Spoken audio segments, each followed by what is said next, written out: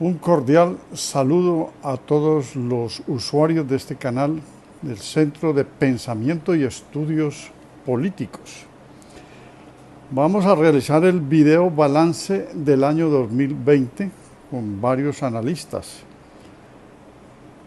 Un año interpretado como el de la amenaza global por la peste globalizada, una pandemia que encerró a toda la población y amenaza porque la salud ha estado en vilo.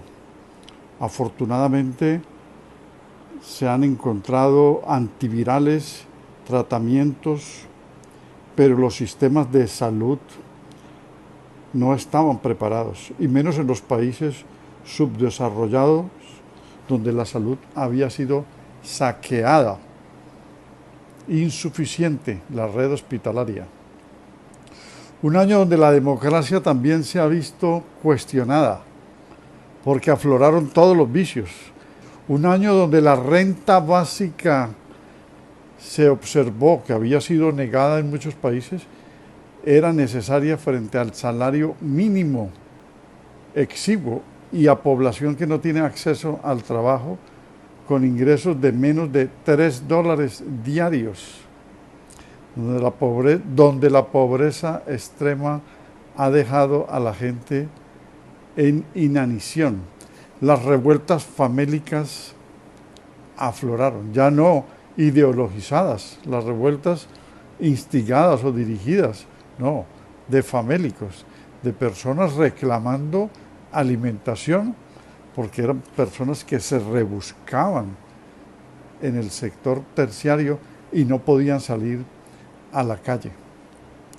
Un año donde las protestas sociales aumentaron en muchos países y donde los gobernantes abusaron de los estados de excepción, es decir, de medidas extraordinarias para cercenar las libertades públicas. Porque una cosa es la restricción de las libertades por asuntos sanitarios y otra cosa la restricción para domeñar, controlar, manejar o someter a la población, restricción de oficios, restricción del trabajo, restricción de expresión, restricción de reuniones y otra clase de libertades recortadas. Existen epidemias controlables, pero las pandemias son inmanejables por la dimensión del problema sanitario. Es un problema extendido. En estas crisis, las pandémicas y la que nos correspondió en el 2020, por primera vez en la historia de Colombia reciente, se registró este problema. Se había dado en 1918, pero no fue tan grave como esta.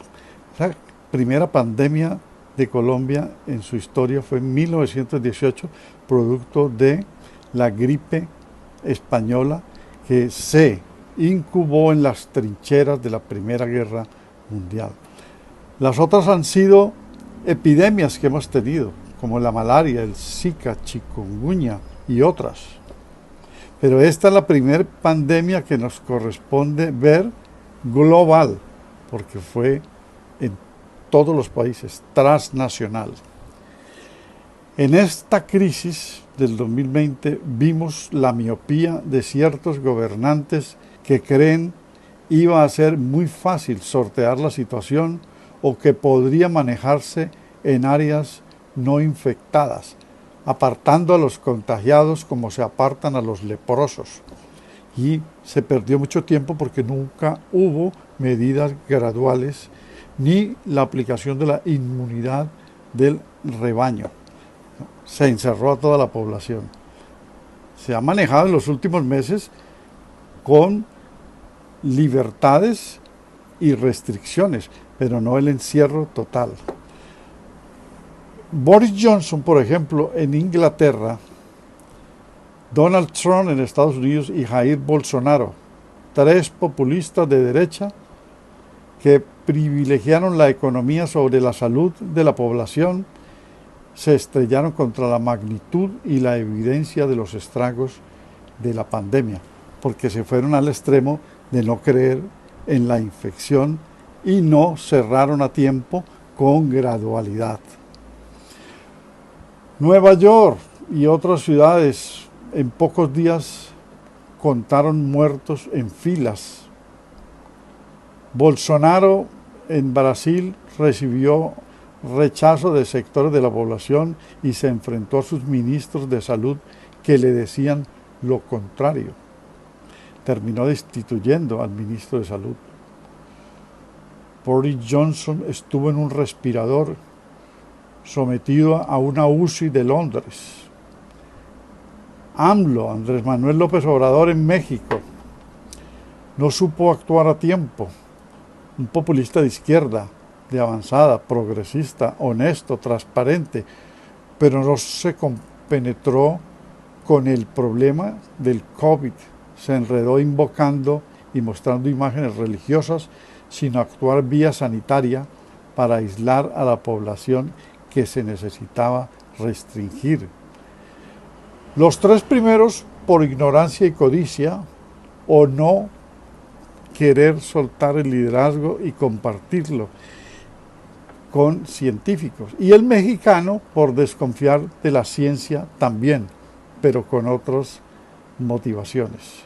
Esto prueba que en ciertos temas como el medio ambiente y la salud, los gobernantes tienen que apoyarse y basarse en el conocimiento científico y no en la intuición o en la ambición. Cuando me invitaron a participar en este programa y me plantearon la idea de hablar sobre algún hecho que haya impactado la economía, los derechos humanos, el medio ambiente o la política en este año que termina, se me ocurrió hablar de uno que tiene influencia en todos ellos: las elecciones de los Estados Unidos. La derrota de Trump, el triunfo de Biden, o mejor, el triunfo de los demócratas.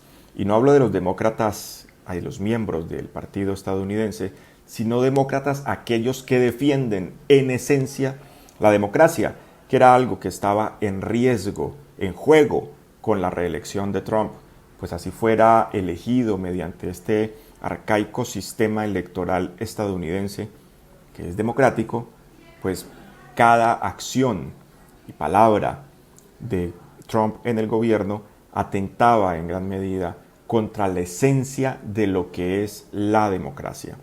Sin embargo, queda una gran preocupación, pues Trump no fue derrotado por una amplia mayoría. Estuvo muy cerca de tener el 47% de la votación de los estadounidenses. Preocupa entonces que haya aún ciudadanos que prefieran o que ponderen estos modelos de gobierno que en alguna medida estimulan cosas que ya deberían estar totalmente superadas a estas alturas de la civilización, como el racismo y la xenofobia. Ahora lo que queda por preguntar es, en el mundo, ¿qué pasará con los países que aún tienen este tipo de gobernantes?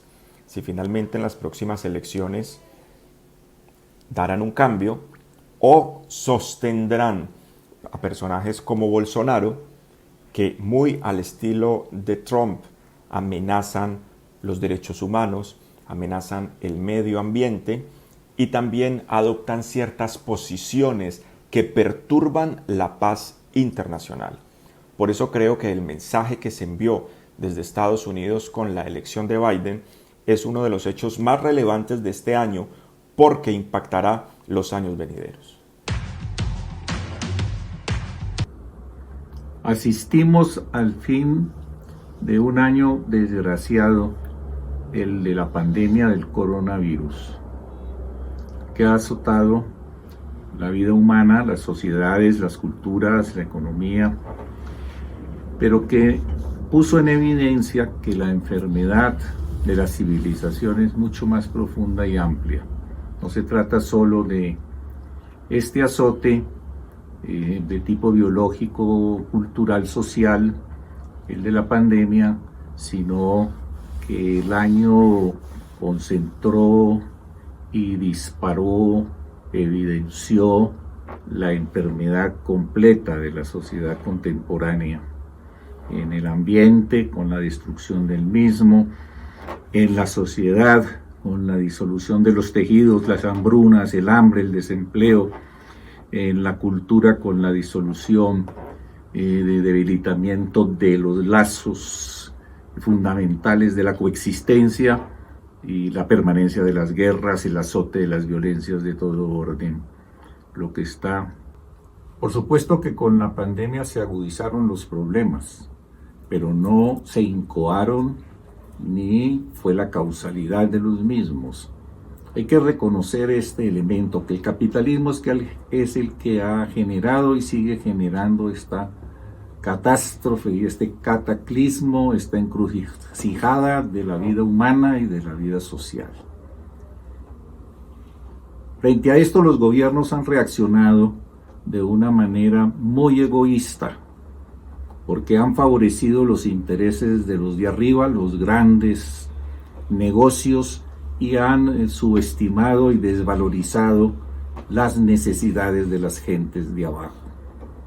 El movimiento social a escala internacional, los sindicatos, las protestas juveniles, mujeres ambientalistas, fueron encarceladas en las cuarentenas y sometidas a una dictadura mediática de terror. Fue la enfermedad espectáculo la que sirvió para manipular entonces las conciencias de la gente hacia la desmovilización.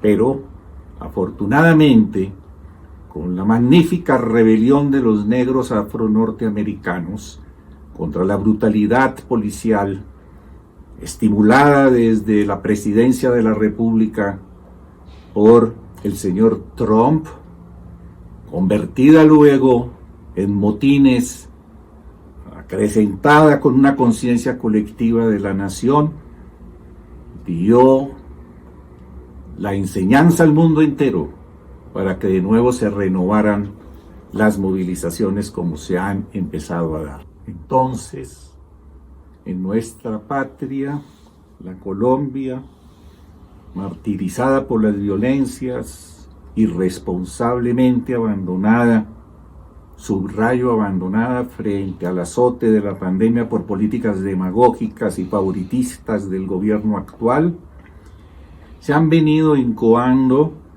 manifestaciones en las redes por doquier de unidad de acción, de concentración de esfuerzos hacia la protesta social, para que realmente la economía se reordene a favor de los pobres, la sociedad se ponga en movimiento de manera más autogestionaria y colectiva, la educación sea financiada y resueltos los asuntos del hambre y el desempleo.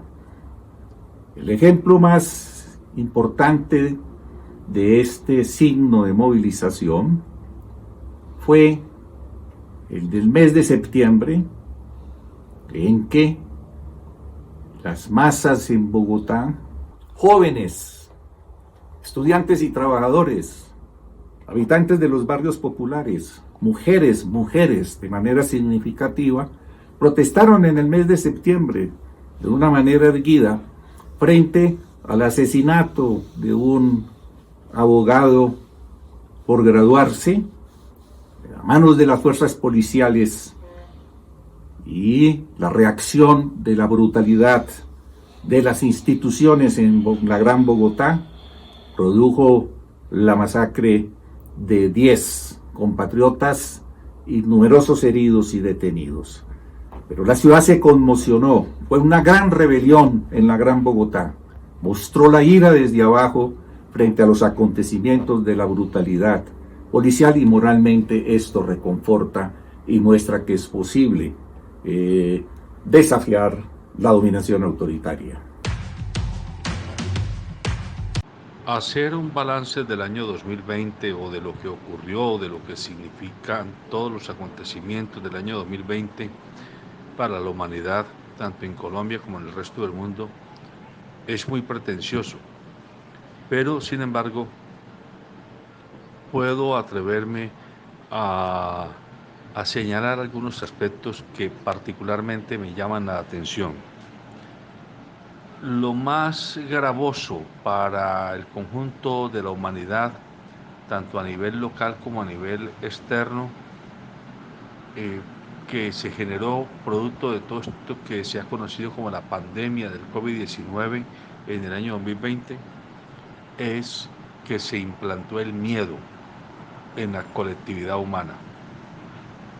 Un miedo casi paralizante, un miedo que acojonó a la mayoría de las gentes y casi que les quitó su capacidad de raciocinio. Por lo tanto, nos convirtió en seres muy frágiles. El miedo desemboca en la desesperanza, en el sentido que esa fragilidad nos promueve en cuanto a que no hay certezas, no hay caminos claros, no hay luz al final del túnel. Y entonces nos induce a la depresión, nos induce al ahogo existencial, nos induce a la negación de nuestras posibilidades propias. Adicionalmente, esto desencadena en una especie de comportamiento asocial. Cada vez más los seres humanos vamos quedando condicionados por las circunstancias en una especie de territorio de la asociabilidad.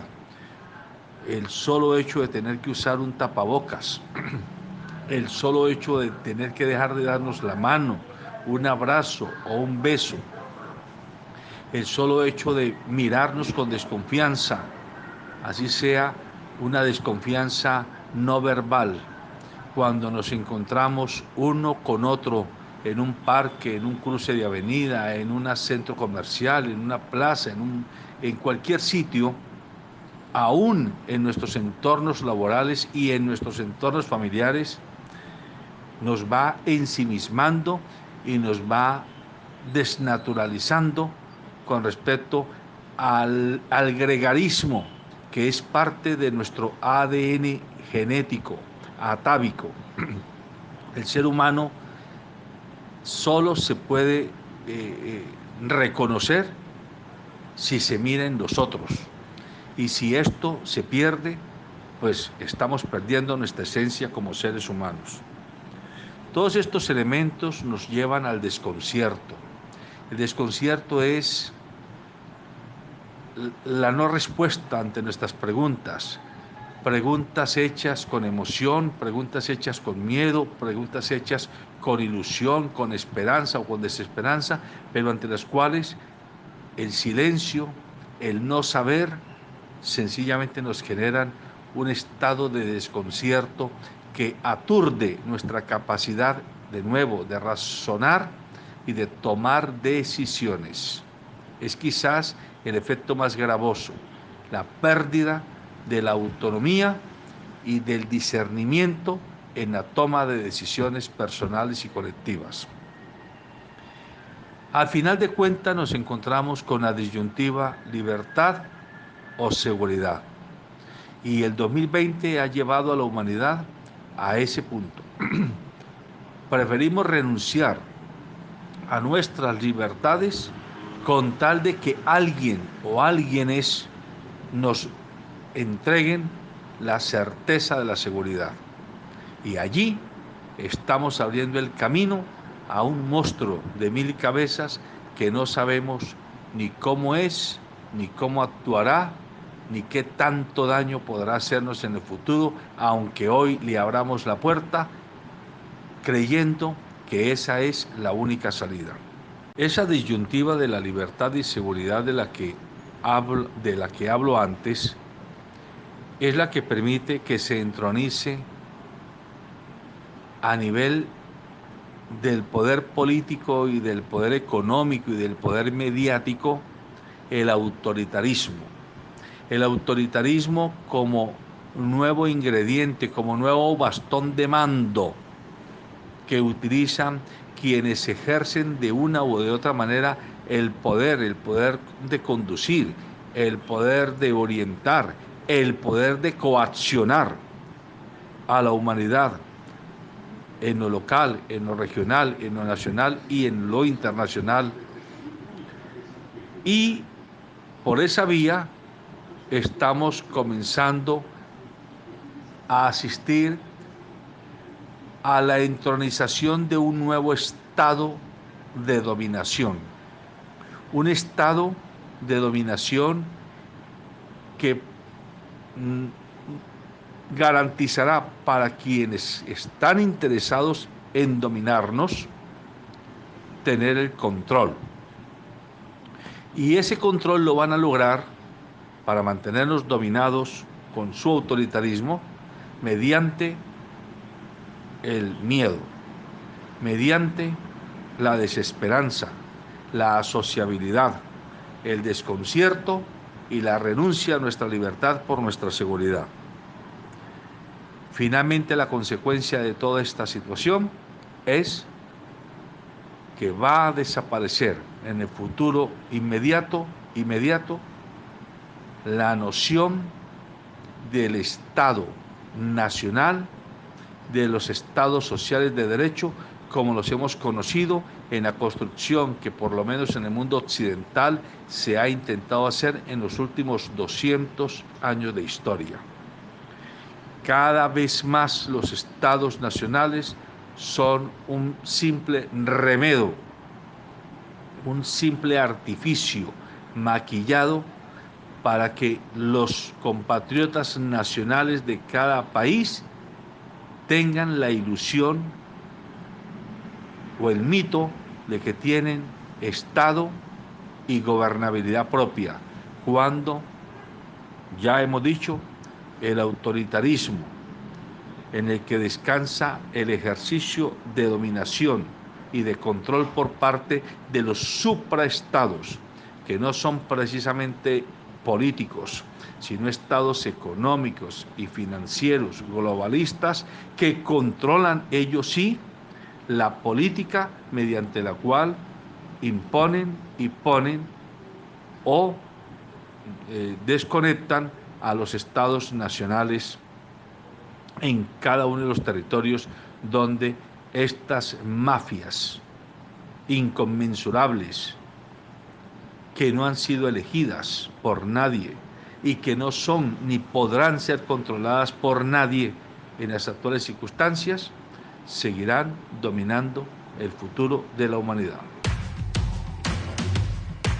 La crisis ambiental que padecemos a nivel global se pueden reconocer en la extinción de miles de especies cada año, también como la degradación de los recursos naturales, el calentamiento global y, por otro lado, también podemos decir que la destrucción de la capa de ozono, el incremento de las precipitaciones, huracanes o sequías o los derrames petroleros en las aguas del Golfo de México o los accidentes de las plantas nucleares de Chernobyl o Fukushima. Sin embargo, para hablar de la crisis ambiental, debemos partir de su origen, que es la revolución industrial, debido a que se señala como la causa al transformar el calentamiento global en un problema, ya que estimuló la utilización masiva de los combustibles fósiles como fuente de energía. Inicialmente el carbón, el petróleo, posteriormente el gas natural, agregando a esto la aparición de las máquinas eléctricas y de las redes eléctricas que desde 1880 en adelante empezaron a funcionar. A esto se le suma el auge del automóvil que tuvo su inicio desde 1890. Otra de las causas más notables fue en la Primera Guerra Mundial. Fue en esta época que se empleó por primera vez la hiperita, conocida comúnmente como el gas mostaza, un producto químico muy difícil de eliminar que causa un especial impacto sobre las personas y animales, siendo capaz de permanecer por semanas y meses contaminando el aire y destruyendo tanto el terreno como la vegetación. Luego pasamos a la Segunda Guerra Mundial, donde las bombas atómicas detonadas por los estadounidenses sobre las ciudades de Hiroshima y Nagasaki causaron efectos devastadores, dañando el sistema ecológico y contaminando así el medio ambiente. Por lo tanto, se deben considerar los fenómenos que ayudaron a la socialización de esta idea en el espacio público mundial, entre los cuales a los menos destacan lo que son los avances en la difusión de la ecología como disciplina científica, los primeros escritos de gran divulgación por parte de miembros de la comunidad científica que asumen una actitud militante frente a problemas relacionados con la crisis ambiental. El impacto mediático de los primeros accidentes que generan grandes desastres ecológicos, como también el surgimiento de un movimiento social o ecologista o ambientalista contemporáneo. Y otra cosa, el papel jugado en la primera conferencia de Naciones Unidas sobre el medio ambiente humano, que se celebró en Estocolmo en 1972.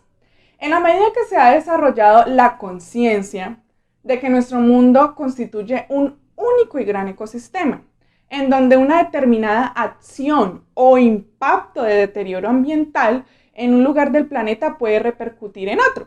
En ese sentido, el tema relativo al aumento de la temperatura del planeta en la medida que se considera en extremo peligro, pues esto ha venido cobrando creciente importancia en la geopolítica global, ya que, como señaló el informe Stern, no solo afectará gravemente a la economía mundial, también implicará la propia existencia para muchas sociedades actuales, siendo las más pobres las que primero se verían afectadas.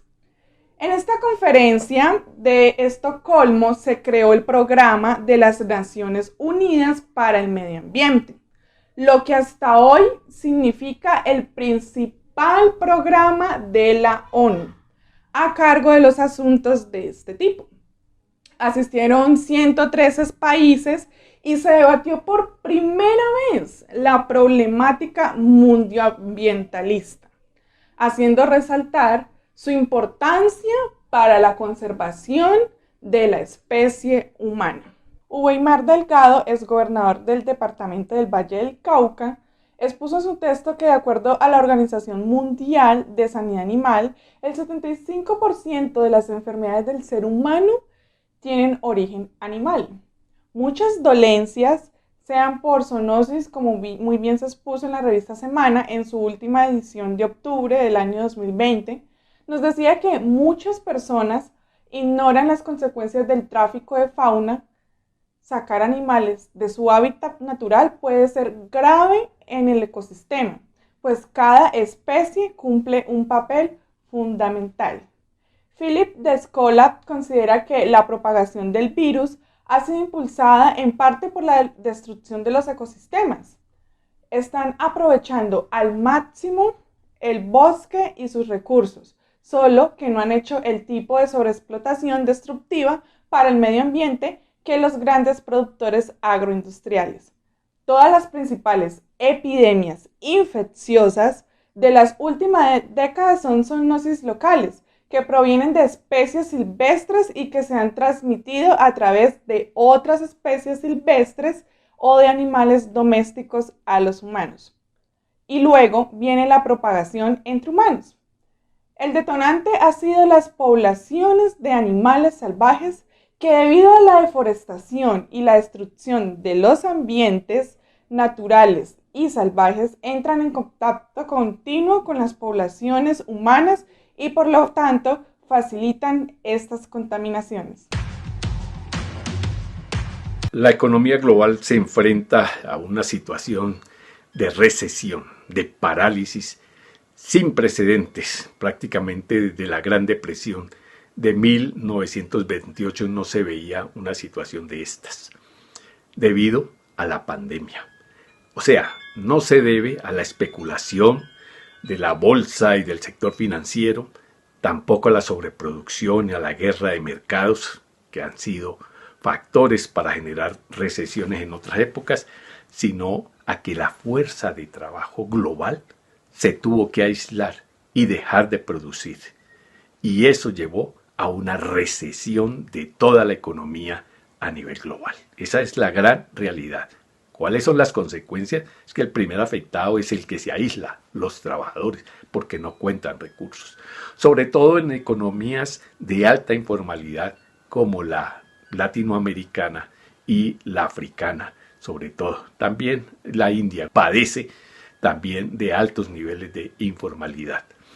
Esa informalidad de la que se había beneficiado el sistema, hoy es como la cuerda que sostiene al ahorcado. Esa informalidad está matando al sistema, ya no le sirve. Por una cosa muy simple. Primero, porque esa informalidad permite que la pandemia se extienda más rápido de lo que se pensaba. La gente tiene que salir todos los días a ganarse el sustento.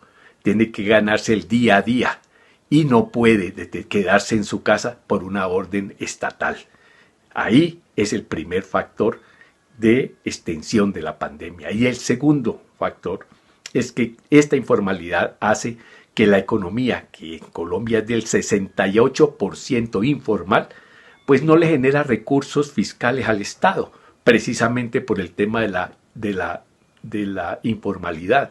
Entonces, el fisco está gastando a manos llenas para atender la pandemia, no hay duda, pero se están endeudando también. Todos los estados se están endeudando.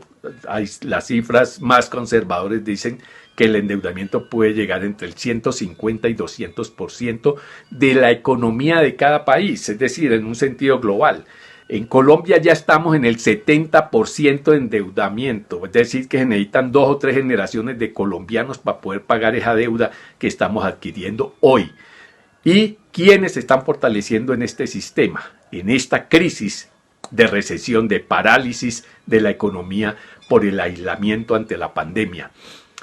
El primer ganador es el sector financiero, que inmediatamente está dispuesto a comprarle bonos de deuda pública a todos los estados, en los que, entre otras cosas, crean ellos que pueden pagar, porque los pequeños estados donde hay mayor población, más informalidad, menos posibilidades de que los estados recauden recursos para pagar la deuda, pues no le van a prestar. Así de simple. África y varios países de América Latina. Los que sí, y todavía Colombia hace parte de los que posiblemente le presten, ya corrió Colombia, el ministro de Hacienda salió ya a decir que va a vender bonos a corto plazo.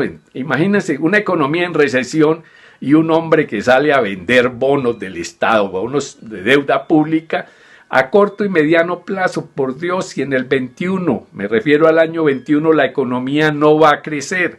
En el 22 posiblemente crezca un poco, pero la informalidad será siendo una gran ancla que lance hacia abajo cualquier posibilidad de reactivación. El pesimismo frente a la reactivación es muy grande. Respecto a las protestas sociales y la crisis política que es evidente en estos tiempos de pandemia que nos han perjudicado grandemente a todos, es de resaltar que estas manifestaciones son el producto de un descontento en la población a nivel mundial. Por citar algunos ejemplos o casos, en Estados Unidos este año se dio lo de la muerte de George Floyd, que sacudió enormemente un gran volumen de gente. Pues debido a los extremos a los que la fuerza policial puede llegar con algún detenido o con la población civil pues a nivel general. Tenemos también a Joalberto Silveira, si no estoy mal, que le llaman el George Floyd brasileño, debido a que también murió a manos de unos agentes de policía de Brasil. Pues por el uso excesivo de la fuerza también.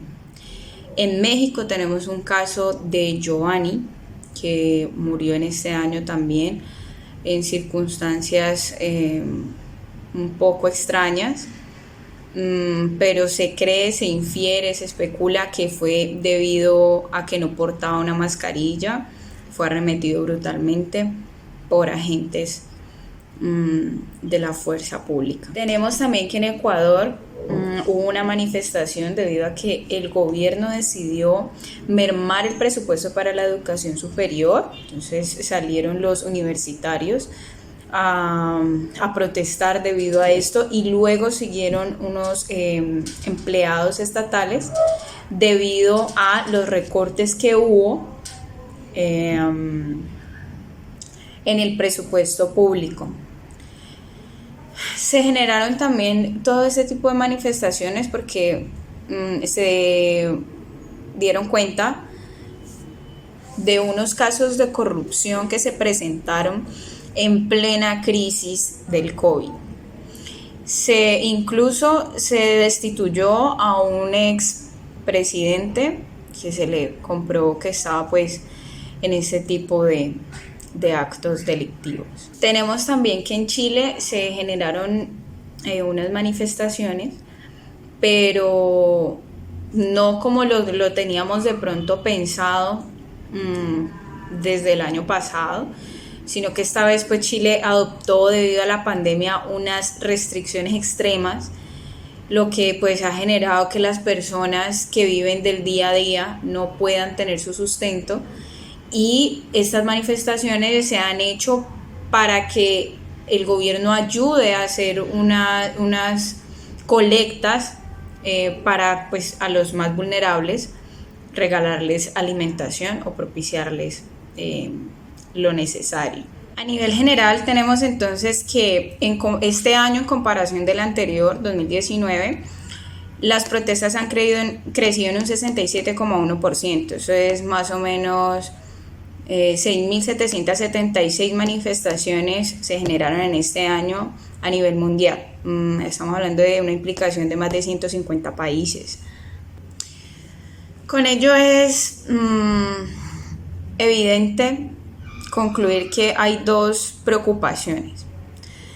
La primera, de que este tipo de manifestaciones y de aglomeraciones permiten la propagación del virus, ¿sí? Que es lo que más ha preocupado a los gobernantes, y por eso en algunas ocasiones durante ese tipo de manifestaciones se toman posteriormente medidas mucho más restrictivas a las que se han tenido en ese momento.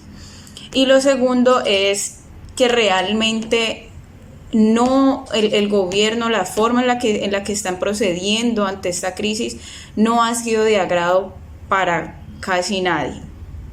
No pensando solamente en que pues siempre pensamos que América Latina ha sido uno de los más afectados debido pues a todo esto, pero con la recopilación de algunas de estas noticias nos damos cuenta que es una crisis pues política a nivel mundial. Es de replantearse a nivel de democracia qué otro tipo de medidas están dispuestos nuestros líderes a tomar para permitir un mejor funcionamiento y generar mejores políticas para las comunidades.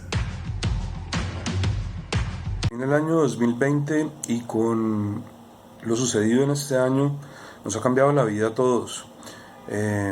Hemos perdido algunos amigos, seres queridos, otros han perdido sus negocios, otros han tenido que adaptarse a una nueva forma de vida.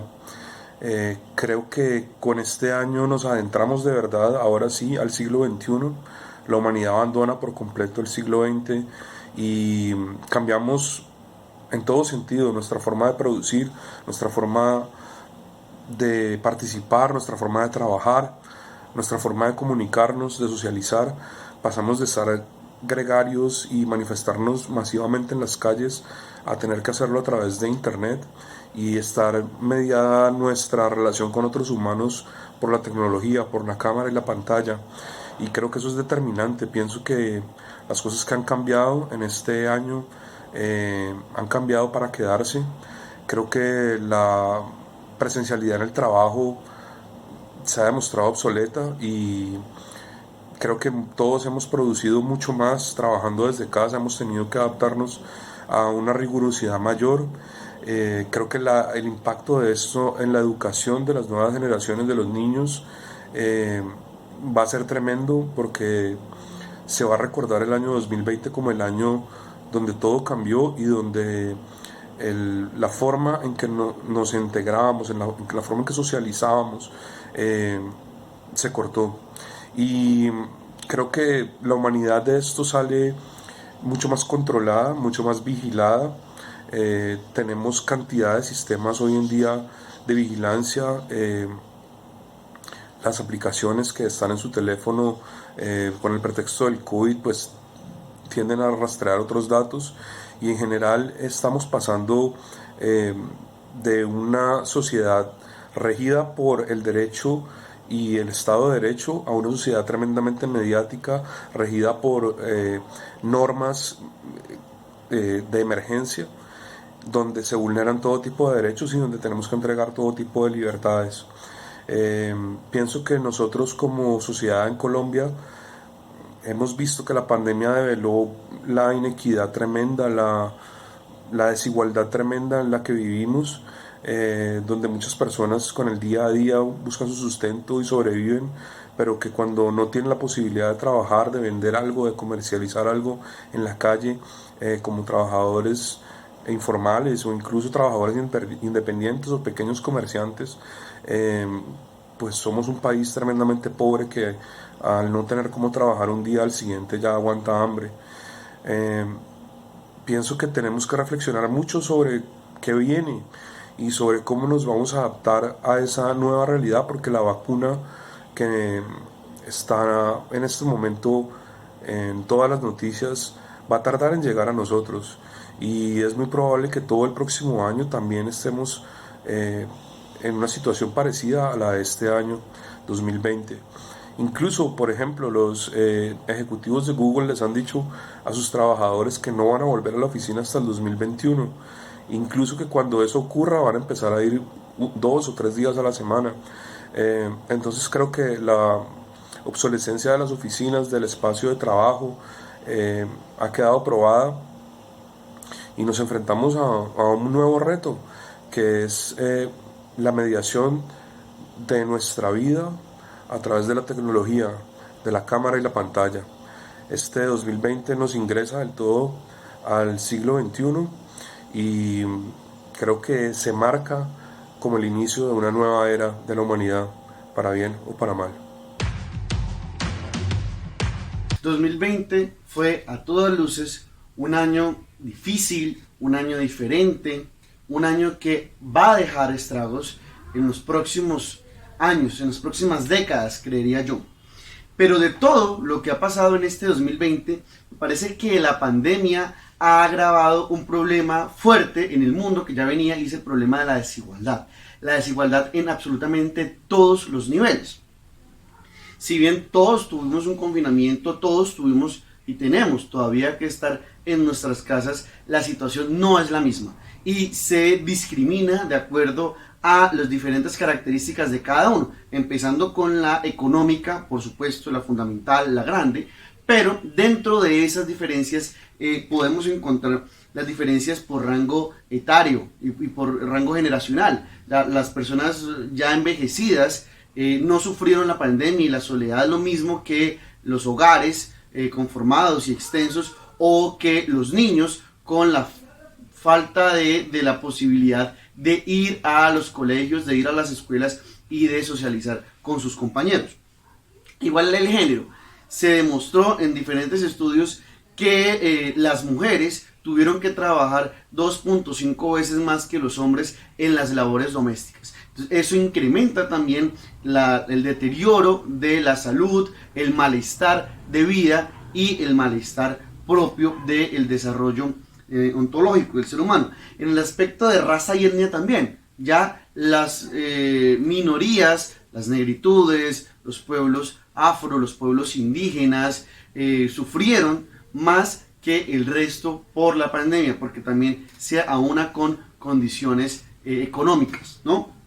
y sobre todo la diferencia entre países y dentro de los países se agrandó. Las brechas fueron muy grandes y eso lo estamos viendo ahora con la vacuna. Decimos cuáles países accedieron más rápido a las vacunas, pues los países desarrollados, ya los países occidentales capitalistas, que sumados tienen apenas el 14% de la población, pero tienen el 53% del total de las vacunas de aquí a el 2022. Entonces ahí se agrandó.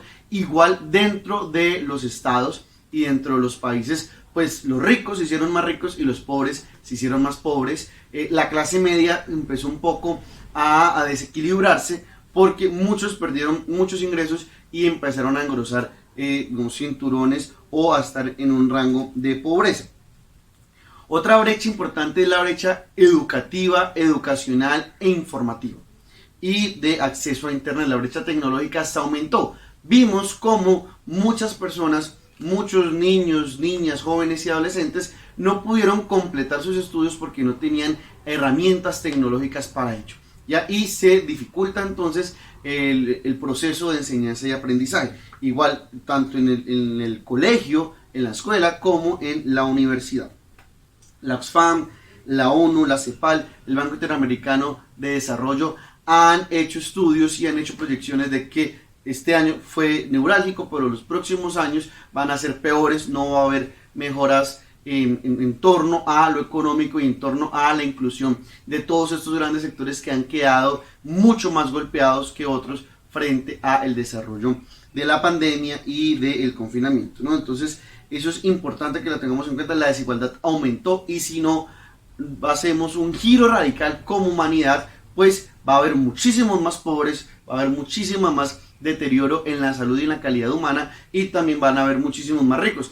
Los grandes emporios tecnológicos y los grandes magnates de las tecnologías han aumentado su capital exponencialmente. Ya este año para ellos ha sido muy bueno. Estoy hablando de Mark Zuckerberg, de Elon Musk, que son los grandes, del mismo Jeff Bezos, que son los grandes magnates de la industria de la tecnología y de la información. La salud y el bienestar se van a deteriorar. Las enfermedades mentales va a ser el próximo elemento que vamos a ver el próximo año. Depresión, ansiedad, trastornos de bipolaridad, sociopatía, digamos, miedo a socioantipatía, miedo a relacionarse con los otros seres humanos, miedos a estar en contacto íntimo, a darse un apretón de manos, a abrazarse, a darse un beso. Eso, digamos, ya lo hemos interiorizado, lo hemos asumido como un riesgo para nuestra salud individual y todos esos efectos van a deteriorar nuestra salud mental. El 2021, digamos, ya hay pronósticos muy serios que va a ser peor, va a haber una gran recesión económica, digamos, el coletazo del 2020, van a haber un acaparamiento de las vacunas como ya se está viendo por parte de los países desarrollados y los países subdesarrollados o el tercer mundo en vías de desarrollo, que son los más vulnerables, pues van a ser los más inermes frente a los nuevos brotes del coronavirus, como ya se está viendo en Europa el tercero, aquí en América Latina se dice que hay un segundo, pero nunca pasamos del primero, y por supuesto va a haber mucho más egoísmo y mucha menos empatía, porque digamos, va a hacerse más profundo la máxima de sálvese quien pueda. La palabra pandemonium tiene dos acepciones en el diccionario.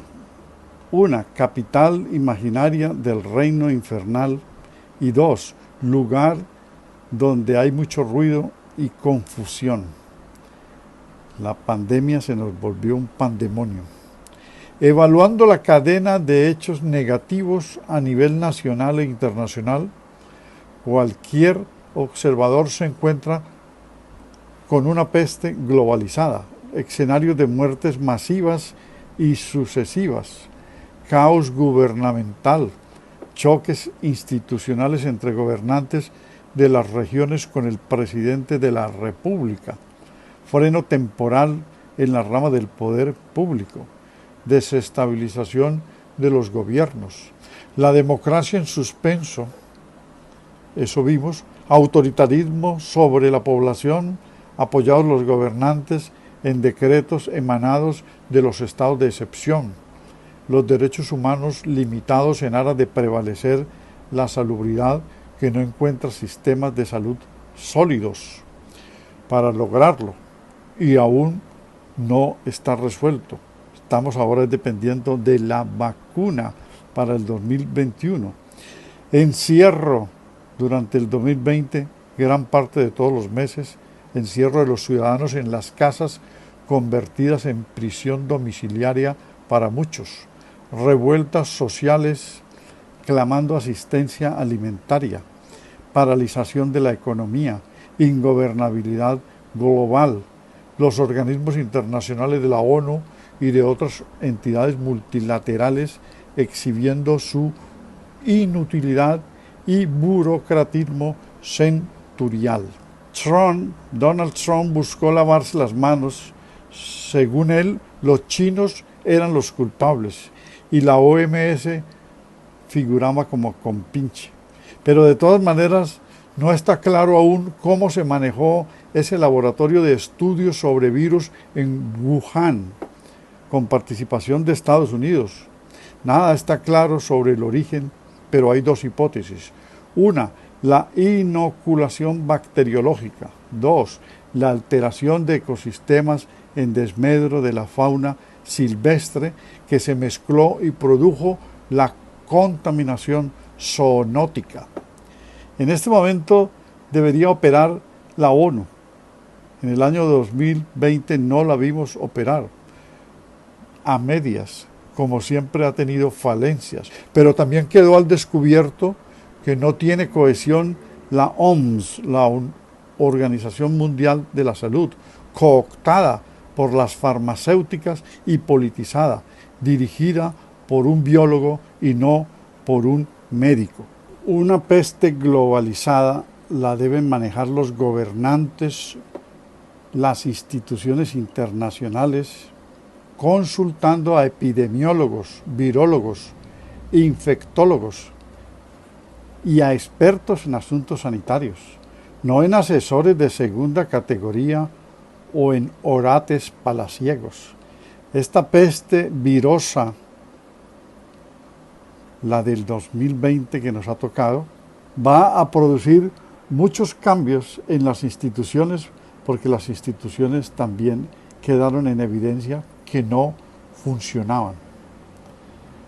Por ejemplo, la salud es ineluctable transformarla y suspender cualquier gasto innecesario. Tienen que ser inversiones adecuadas a la red hospitalaria apropiada. Diferentes formas de manejar el aparato del Estado, que cierta clase política ha devastado el sistema de salud horadado y descompuesto por la corrupción galopante sobre la red hospitalaria y convertidas las EPS, como lo han sido desde hace muchos años, en un sector financiero, con intermediadores amañados para desjugar y desviar los recursos y convertir la salud en una mercancía. Se presentó un estancamiento de la economía durante el 2020, vemos en este balance, porque el frenazo de la producción trajo la recesión y la depresión de la economía. Muchas empresas terminaron en la quiebra y el desempleo para sus trabajadores como consecuencia ineluctable. En toda América Latina, la repercusión de los efectos de la pandemia se vio. Daniel Thielman de la CEPAL argumenta que hay 5 impactos. Primero, los daños en la economía de China y Estados Unidos trajeron la disminución del comercio y de las remesas. Segundo, la caída de los precios de las materias primas acarreó menos entrada de dólares por las exportaciones. Tercero, la interrupción de las cadenas de producción a nivel global. Cuarto, la menor demanda de servicios turísticos. Quinto, la fuga de capitales y la devaluación de las monedas. La deuda pública presiona mientras que la economía se paraliza. Después del coronavirus seguramente surgirá un nuevo orden mundial, pero aún no está claro cuál será el modelo económico que lo caracterizará. Y adoptarán muchos países ante el derrumbe del modelo neoliberal que está siendo socavado por esta peste globalizada. Puede ser un capitalismo verde el que venga, o un capitalismo humanizado y progresista, o la tercera vía más avanzada, o la socialdemocracia remozada, o el socialismo real redivivo, o el populismo constitucional moderado. Cualquiera que sea el modelo económico que encaje en las democracias occidentales a reformar, el neoliberalismo terminará derrotado por la inequitativa concentración de la riqueza que propició y los precipicios sociales que abrió. Se deduce que el nacionalismo aumentará ante la búsqueda de más protección sanitaria interna de las naciones. Y el populismo de izquierda y derecha rebrotarán porque el socorrismo, el asistencialismo y el samaritanismo son una vía para todos los presidentes o aspirantes a hacerlo, para figurar ofreciendo y entregando lo que no habían dado o proporcionado a los sectores subalternos. Y la forma de sofrenar o contener las revueltas sociales que pueden llegar hasta explosiones sociales, tiene que calcularse todo esto que va a seguir sucediendo si no se controlan los factores que ya deterioraron la economía. Revueltas de famélicos, otro tipo de rebelión sin ideología y sin propósito de tomarse el poder, rebeliones de marginados sociales, totalmente marginados, expuestos a la miseria, pidiendo comida porque les impidieron por las restricciones. El mercado, en el aspecto del neoliberalismo, no puede seguir siendo quien determine la conducción del Estado. La misma privatización de los servicios públicos que el neoliberalismo trajo dejó a la postre indefenso e inútil al Estado. El capitalismo, dentro del neoliberalismo, como modo de producción, quedó cuestionado y en vilo el manejo del capital financiero. Los bancos fueron mezquinos totalmente con los créditos y con las ayudas que el mismo gobierno había solicitado y decretado en algunos aspectos parciales. Los que han usufructuado el sistema neoliberal no resuelven las urgencias de la población porque la concentración de la riqueza en pocas manos los infla de egocentrismo. No invierten en lo social, viven despreocupados respecto a las necesidades de los nadies, ninguneados. Ni los empresarios ni sus agentes dentro del aparato del Estado se inclinan por las inversiones en mejores servicios públicos, comunitarios, ni en los programas de salud, educación y protección social. La privatización de esos dos servicios públicos, la salud y la educación, no solo enriquece a los empresarios, sino a sus cómplices, la clase política corrupta, y empobrece la economía de todas las familias, de la clase media, baja y de la clase de estratos 1 y 2. El coronavirus, como plaga planetaria, desenmascaró a los ambiciosos y codiciosos enquistados en las ruedas del neoliberalismo. Sin un sistema de salud efectivo, la población está expuesta a morir en los andenes, como lo vimos en Ecuador, la ciudad de Guayaquil y en otras ciudades de América Latina. A ser desconectados, expuestos a ser desentubados por falta de respiradores, como sucedió en otros países. A descalificar a algunos médicos a pacientes atendibles como población anciana, pero les aplicaron la eutanasia inmediata porque no había cupos, o habiendo cupos tuvieron prelación los que tenían servicios de salud con cuotas o pagos, medicina de lujo o prepagada. Los potenciales portadores del virus tampoco tuvieron atención inmediata con los PCRs y con las pruebas para poder saber qué tratamiento antiviral empezaban a tiempo. Todo fue una descoordinación hasta que se logró un ritmo, por lo menos, de elaboración de exámenes sobre COVID-19.